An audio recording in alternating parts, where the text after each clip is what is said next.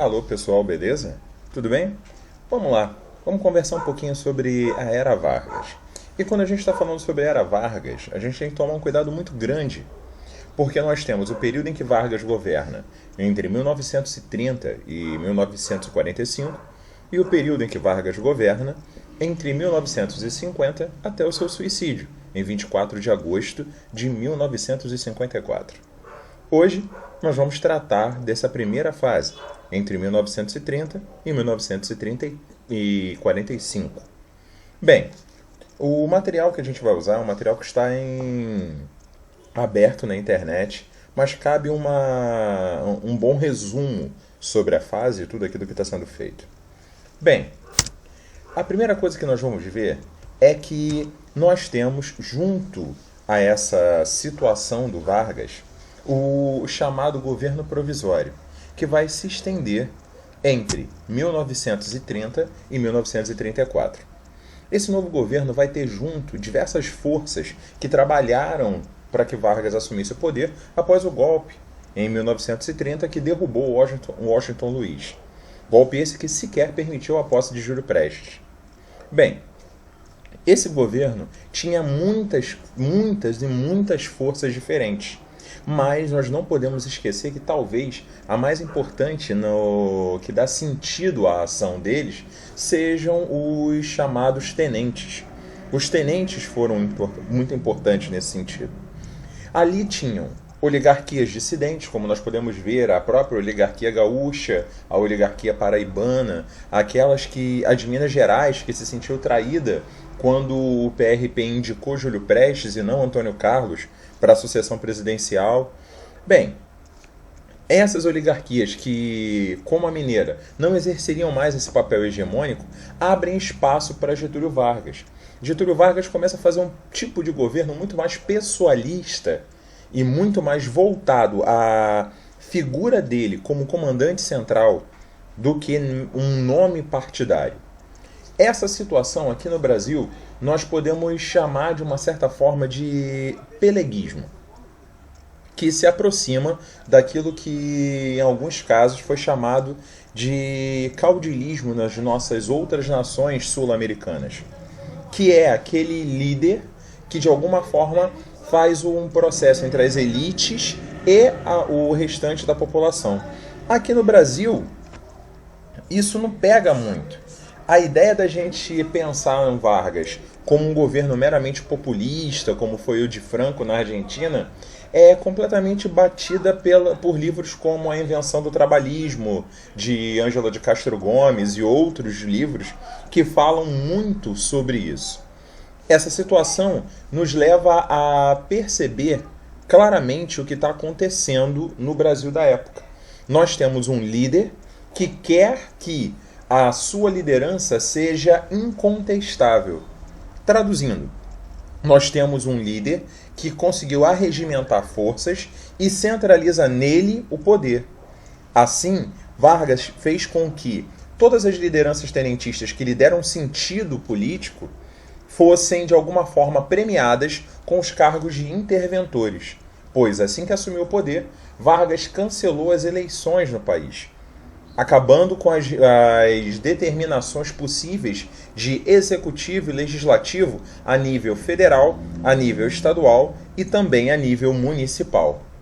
Bem, seguindo isso, a gente começa a perceber que Vargas tem um longo caminho a percorrer, porque ele não foi eleito. E o período entre 1930 e 1934 é chamado por isso de governo provisório.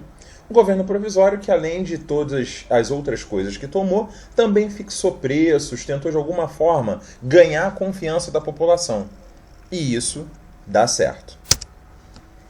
Beleza. Enquanto Vargas trabalha bem com os tenentes, as forças principais do exército começam a se sentir incomodadas com aqueles que consideravam amotinados. Vargas, de alguma forma, se aproximou dos trabalhadores, e isso era um modelo de política que até então não era muito visto ou tinha sido usado no Brasil. Essa situação fez com que Vargas rapidamente percebesse que ele precisava de uma base forte. E essa base forte passava por esvaziar o poder daqueles que ajudaram ele a chegar onde ele chegou. E o primeiro caso de ruptura é com os tenentes.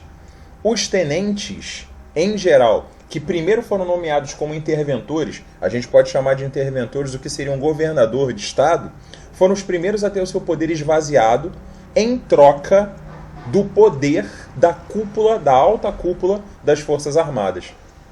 Vargas começava a aproximar-se dos trabalhadores e buscava fazer do trabalhador urbano brasileiro a sua base de apoio. Nisso, ele é bem sucedido porque a política brasileira da época assim o permitia. E a gente pode perceber isso pela seguinte forma.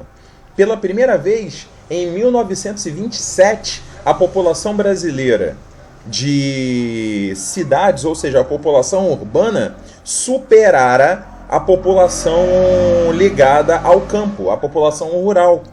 Então, quando Vargas se aproxima dos trabalhadores urbanos, ele sabe muito bem o que ele está fazendo. O que acontece? Ele sabe que não pode quebrar uma estrutura que vem no Brasil basicamente desde que o Brasil foi criado. A agroexportação. A agroexportação era a grande força do Brasil. E embora o café tivesse sofrido um duro golpe desde a crise de 1929, continuava a ser o produto principal da nossa economia. Então, para mostrar a possíveis inimigos vindos de São Paulo que no princípio ele desejava a paz como todo mundo, ele cria o chamado Conselho Nacional do Café, onde a estocagem e compra do produto são usadas como um modo de fazer a oligarquia paulista se sentir calma, de ganhar a confiança, talvez, do setor que mais lhe pudesse fazer algum tipo de oposição. Vargas costuma criar a imagem para si de um brasileiro preocupado de fato com o Brasil. Ele quer criar para si a imagem de que ele é um exemplo a seguir. Ele é sempre citado próximo a crianças, em atos de caridade, em todas as coisas que pode fazer. E isso aproxima Vargas daqueles mais populares, que lhe servirão de apoio. Conforme o Conselho Nacional de Café começa a estocar o produto para poder elevar o preço desses mesmos produtos artificialmente, nós não vemos uma mudança da antiga política de valorização do café da época da política do café com leite. Bem, com um imenso estoque e sem a possibilidade de revendê-lo, é decidida a queima do café.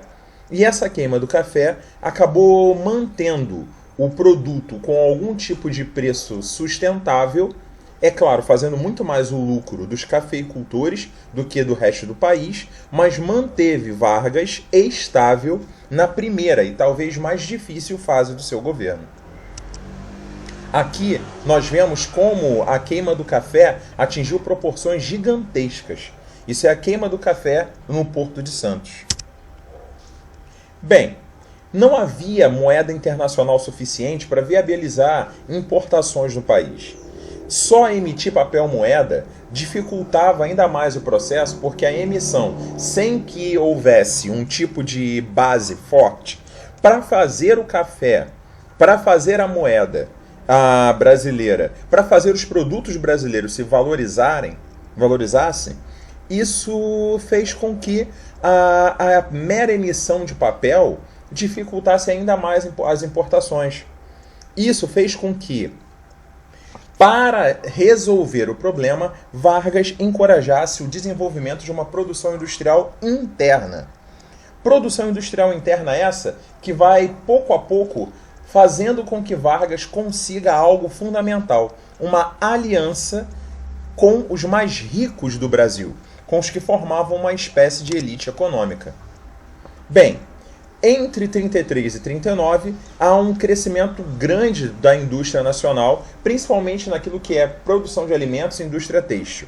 Nós temos uma mudança mais segura da agroexportação. O Brasil passa a industrializar pelo menos uma parte daquilo que consome.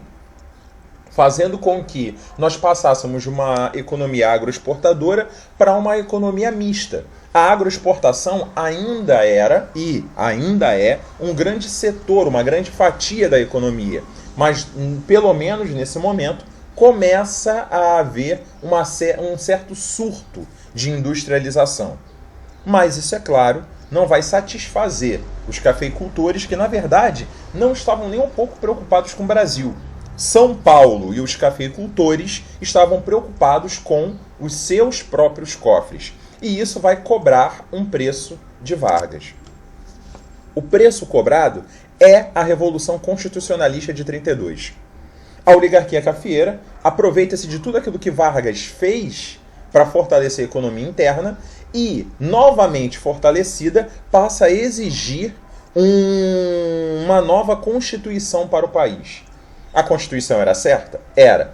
Mas eles precisavam de uma Constituição para que o país se desenvolvesse? Não. Eles queriam uma Constituição que beneficiasse os seus interesses, que beneficiasse São Paulo em relação aos demais estados do país, como eles sempre fizeram. E aí o que acontece? Nós temos, talvez, o pior momento, quando Vargas nomeia um novo governador, um interventor de outro estado para São Paulo, o paraibano João Alberto, o que faz com que os cafeicultores fiquem muito desagradados. Vargas volta atrás, nomeia um interventor paulista de sua confiança, Pedro de Toledo, mas os paulistas aproveitaram a deixa para continuar com o interesse.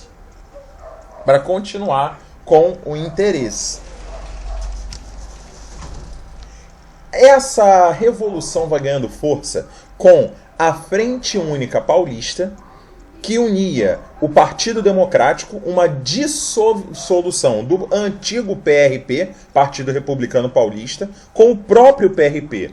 Ou seja, antigos membros do PRP que criaram um partido novo para apoiar Vargas, agora se juntam aos seus antigos desafetos para combater Vargas.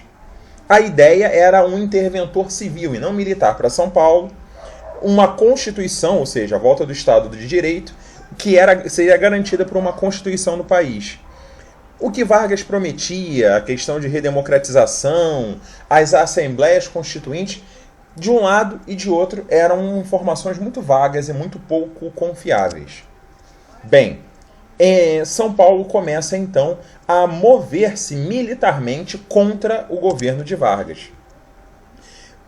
O que acontece? A elite cafeeira paulista, desejosa de voltar ao poder, rompe em 9 de julho de 32 com o governo Vargas. Nós vamos perceber que quem mais se alista na Revolução Paulista, por assim dizer, essa Revolução Constitucionalista de São Paulo, são jovens de classe média. O operariado não se junta, o operariado não se une. Porque o operariado vê em Vargas uma chance, uma oportunidade de representação que esses mesmos classe média e classe alta nunca tinham dado. Mal equipados, mal treinados, 3 meses lutando, os paulistas se rendem, sem condição de resistir ao governo de Vargas. Rendem-se, mas ironicamente se declaram vencedores por Vargas querer pensar em uma Constituição para evitar novos problemas. É um dos únicos casos onde o derrotado vai se sentir vitorioso e comemora até hoje uma derrota. Aqui nós temos um exemplo desses jovens classe média paulistas. Vargas compõe um acordo, começa a organização de um código eleitoral com voto secreto, voto feminino, isso ainda em 33, embora não tivesse acontecido. Deputados de classe eleitos pelos sindicatos, até que em 16 de julho de 34, a Constituinte aprova uma nova Constituição.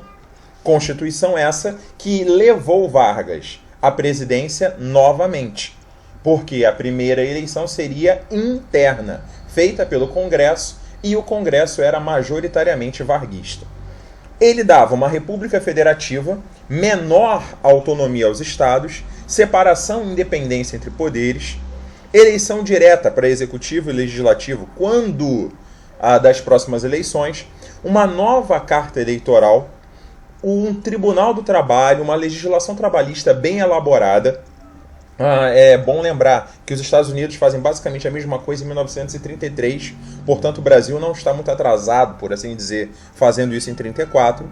A ideia da nacionalização de empresas estrangeiras, monopólio estatal sobre certas indústrias, principalmente aquelas que garantiam a soberania nacional, aquelas que garantiam, por exemplo, a posse de recursos minerais, de recursos do país. Essas deveriam ser nacionais, estatais. E ele foi o primeiro presidente eleito por voto indireto nessa nova fase. Lembrando que Deodoro também foi eleito por voto indireto em 1891. Nós temos a Constituição nova, e aí vemos o governo constitucional de Vargas começar em 1934. Vargas é o eleito presidente, como eu já disse, de forma indireta. Continua aproveitando dessa crise política, o Brasil ainda não tinha se recuperado totalmente, para fazer com que a sua liderança pessoal fosse identificada com a população e assim se intensificasse o seu mito entre o povo. Radicalizou a política, porque a gente precisa lembrar o que está acontecendo no Brasil da época. No Brasil e no mundo, há uma disputa entre comunismo e fascismo.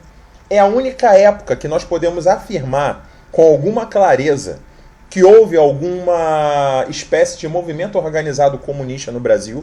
Todo o resto, em toda a história, nem em 1964 nós tivemos qualquer risco, se é que se pode chamar de risco um tipo de governo comunista. Não tivemos nenhum tipo de possibilidade disso acontecer, mas em 1930 isso foi uma realidade. Fraca, repito, quase inexistente, mas houve um aumento da rivalidade, porque nós estamos vendo os anos pré-Segunda Guerra Mundial. Então comunismo e fascismo estão se debatendo não só no Brasil, mas no mundo. O processo liberal, a ideia de livre comércio, fronteiras mais flexibilizadas, tudo isso estava em crise. Nós tínhamos dois grupos. A Ação Integralista Brasileira, de caráter claramente fascista, um governo autoritário, xenófobo, liderado por um jornalista e advogado chamado Plínio Salgado. Eles acreditavam tanto na desigualdade entre os homens que rejeitavam qualquer proposta que por eles se julgasse comunista. Eles tinham um símbolo próprio e isso os aproximava do fascismo. Usavam sigma em seus braços como nazistas usavam suásticas nos seus. Seus membros tinham cumprimentos próprios, assim como os nazistas tinham cumprimentos próprios, e eles usavam uma expressão tupi-guarani chamada Anauê, que significa você é meu irmão, para se identificarem entre si. Eles se inspiravam claramente no nazismo e no fascismo. Essas eram as expressões fascistas que nós temos. Já do outro lado, nós temos a Aliança Nacional Libertadora. Rejeitava o fascismo, mas era extremamente ligada a conceitos chamados ou pensados como comunistas.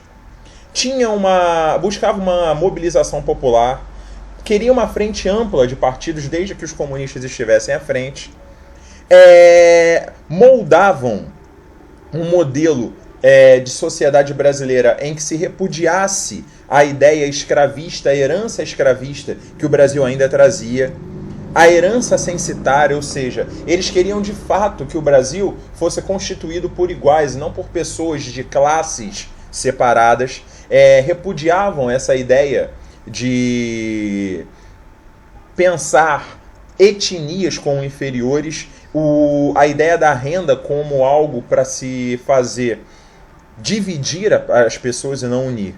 Eles achavam que a sociedade brasileira continuava escravista e censitária.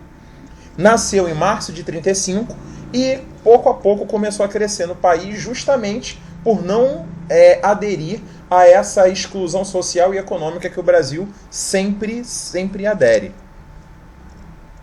Eles tinham um lema baseado nas teses de Abril de 1917, pão, terra e liberdade. A ANL queria a suspensão do pagamento da dívida externa e o cancelamento só por parte do Brasil. Diziam que nós já havíamos pago tudo o que tínhamos que pagar a nações estrangeiras. Nacionalização de qualquer empresa estrangeira. Defesa das liberdades individuais. Um combate sem cessar ao modelo fascista. Um governo popular. E a reforma agrária baseada na pequena e média propriedade. Ou seja, acabar com o latifúndio. E aí começavam essas pequenas aglomerações nas cidades, lideradas por Luiz Carlos Prestes, o Cavaleiro da Esperança. A revolução ia crescendo entre os seguidores da Aliança Nacional Libertadora e assim ia em direção aos quartéis, principalmente ao baixo oficialato. O conceito de todo o poder ANL remete à ideia de todo o poder ao soviete, que faz parte do conceito que aconteceu em 1917 na antiga União Soviética, na época Rússia. E assim, Vargas acha que já tem o suficiente para poder colocar todos na ilegalidade e assim o faz. Quando estão na ilegalidade, Luiz Carlos Prestes não percebe que Vargas tem um apoio popular muito grande. E essa quartelada, essa tentativa de golpe com adesão popular simplesmente não dá certo. E faz com que Vargas tenha força suficiente para derrotar Luiz Carlos Prestes, decretar um estado de sítio, onde as liberdades estão completamente limitadas, e assim ele faz o que quer do governo. Luiz Carlos Prestes passa a ser considerado inimigo de Estado e os quartéis acabam indo às ruas. Haviam 3 candidatos em 34. Armando Salles de Oliveira, do PD, o Partido Democrático, José Américo de Almeida, candidato do governo Vargas, paraibano, e Plínio Salgado, candidato da Aliança... desculpem, perdão. Da Ação Integralista Brasileira. Perdão, mil desculpas. E isso não é 1934, isso é 1900... Seria para 1937 para 8, se fosse para a presidência, 34 para organização em questões locais. Os generais Góes Monteiro e Vargas conspiraram para um golpe e pensaram em um modelo de desenvolvimento industrial estatizante, onde as Forças Armadas tivessem cada vez mais uma presença e uma força maior. Esse golpe militar, pouco a pouco, foi ganhando o apoio dos governadores de estado. Então, um capitão chamado Olímpio Mourão Filho, o mesmo que vai dar o golpe militar em 64, já como general, acabou escrevendo um falso plano comunista, para tomar o poder no Brasil. O plano Cohen, ou esse falso plano, foi um pretexto. 10 de novembro de 37, Vargas ordena o fechamento do Congresso, extingue os partidos, acaba com a campanha presidencial e suspende a Constituição, dizendo que era necessário força para governar, pois o Brasil estava em perigo. Assim, Vargas fala à nação, dizendo que não queria ter que tomar medidas de tanta força, mas era necessário para salvar o Brasil. É claro que isso é uma mentira. E nós temos uma nova Constituição entrando em ação, com inspiração claramente fascista, chamada Polaca, que era inspirada na Constituição da Polônia, que era absurdamente autoritária. Centralização política, fortalecimento do executivo, extinção do legislativo, ou seja, tudo passaria a ser do executivo, subordinação do judiciário ao executivo, traduzindo, ninguém mandava mais do que Vargas. A indicação de governadores, novamente interventores, pelo presidente e a manutenção de uma legislação trabalhista desde que os sindicatos se vinculassem ao governo. A oposição, quase que nenhuma. O golpe foi recebido tranquilamente pelo povo, eles achavam que realmente Vargas estava salvando eles. A campanha anticomunista funcionou. E acaba se abrindo o espaço chamado Estado Novo, entre 1937 e 1945. Nós não podemos dizer que o Estado Novo seja necessariamente fascista, porque ele não tinha um partido político próprio. Ele também não tinha nenhum tipo de passado nacional fortalecedor, como o nazismo alemão, que contava com aquela história de serem todos descendentes de arianos. A coisa não era por aí. Mas tinha grande inspiração, sim, em governos autoritários, como o italiano, de Mussolini, e alemão, de Hitler. Bem, uma vez que isso é feito, os integralistas, mantidos à margem do Estado Novo, tentaram derrubar Vargas. Vargas facilmente acaba com o movimento, Plínio Salgado é exilado e a ação integralista é extinta. Cria-se o Departamento de Imprensa e Propaganda, cuja ação era enaltecer, valorizar o presidente todos os dias, controlar os meios de comunicação por censura prévia e promover eventos culturais que aglomerassem pessoas para que o presidente fosse sempre bem visto, para que o presidente fosse sempre bem aceito. Bem, Vargas assim começa a criar a sua imagem de pai dos pobres, sem esquecer que ele também era a mãe dos ricos. Assim, Vargas começa a moldar a ideia do trabalhador como tipo ideal de brasileiro. O que nós vamos ver, por exemplo, em músicas como o Bonde de São Januário, que diz que leva mais um operário orgulhoso que vai trabalhar. É criado o DASP, o Departamento Administrativo do Serviço Público, onde nós temos um aumento do número de servidores e servidores que estão ali sob o controle do Estado, maior intervenção do Estado na economia, e isso gera um aumento, não uma diminuição da eficiência dos serviços públicos. Os serviços públicos com mais servidores funcionavam muito melhor. Traduzindo, a tal burocratização do Estado fez com que o Estado funcionasse de maneira muito mais organizada e rápida. O DASP faz com que o serviço público também tenha os seus problemas, porque cria-se um reduto de nepotismo, aconteciam privilégios, aconteciam favorecimentos. Essa ideia era mantida também pela força, onde a polícia especial, um tipo de polícia política, chefiada por Filinto Miller, um homem absolutamente violento e responsável pela perseguição direta aos inimigos de Vargas, é o líder. Ele consegue a prisão de Luiz Carlos Prestes, ele tortura e mata diversos comunistas, e, além disso, graças a Filinto Miller, Olga Benário, que a essa época já era Olga Benário Prestes, uma judia alemã que havia se casado com Prestes, estava grávida dele, ou seja, grávida de um brasileiro no Brasil, o que garantiria que ela cumprisse sua pena no Brasil, foi mandada para um campo de concentração nazista quase que como um presente. A filha de Prestes, Anita Leocádia Prestes, que é professora emérita da UFRJ hoje, nasce num campo de concentração. Anos depois, Olga Benário é morta no mesmo campo de concentração em uma câmara de gás. Aí estão Olga e Luiz Carlos Prestes. Bem, Vargas continua se aproximando dos trabalhadores urbanos. Não concordo que seja chamado de populismo. Populismo é muito mais igual ao que o Perón fazia na Argentina. Vargas tem um governo, eu diria, trabalhista. Os novos operários eram vindos do campo, despolitizados, então era mais fácil controlá-los. Não era necessário uma organização sindical, mas o governo deixava sindicatos acontecerem espontaneamente e os atrelava a si para fazê-los serem mais obedientes.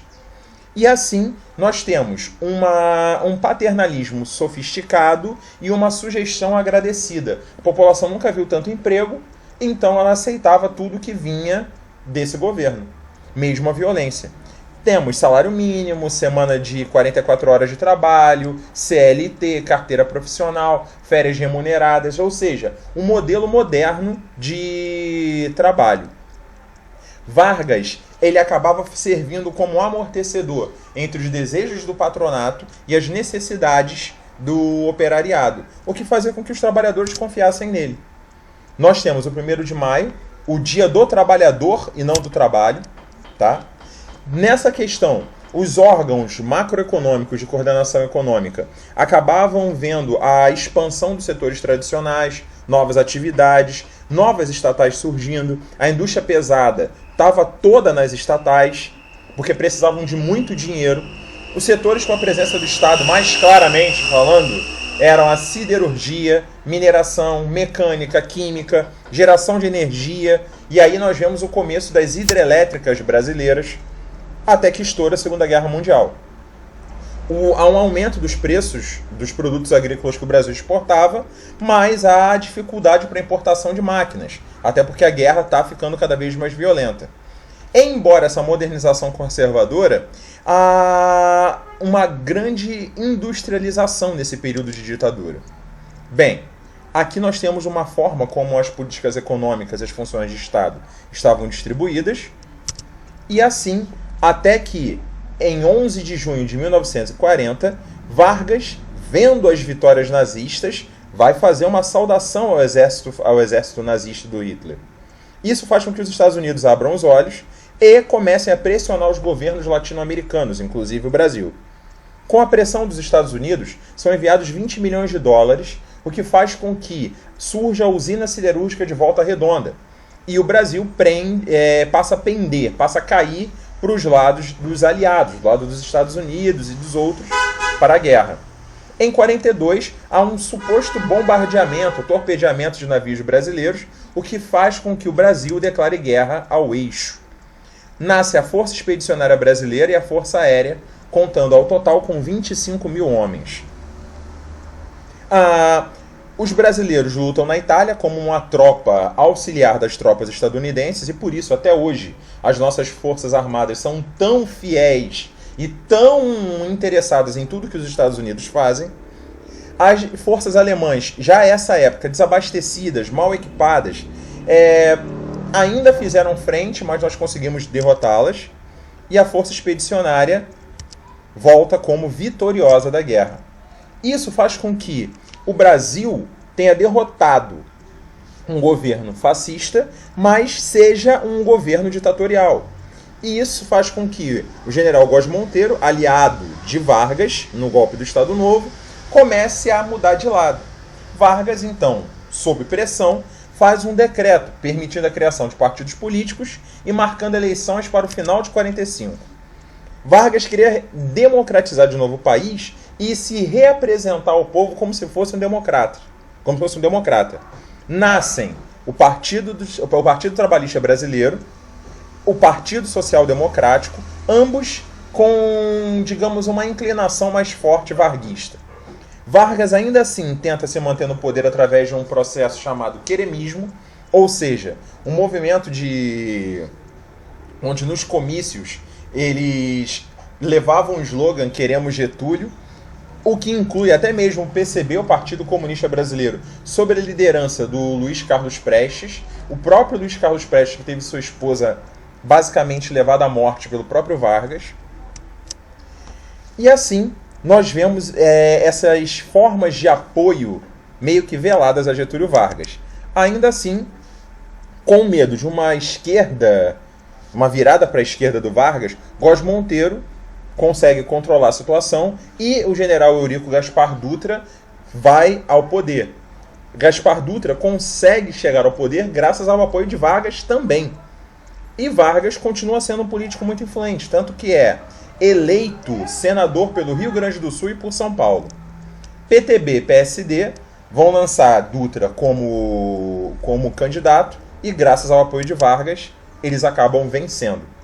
Assim, nós encerramos a primeira fase da chamada Era Vargas no Brasil. Um grande abraço, ficamos aqui, até a próxima.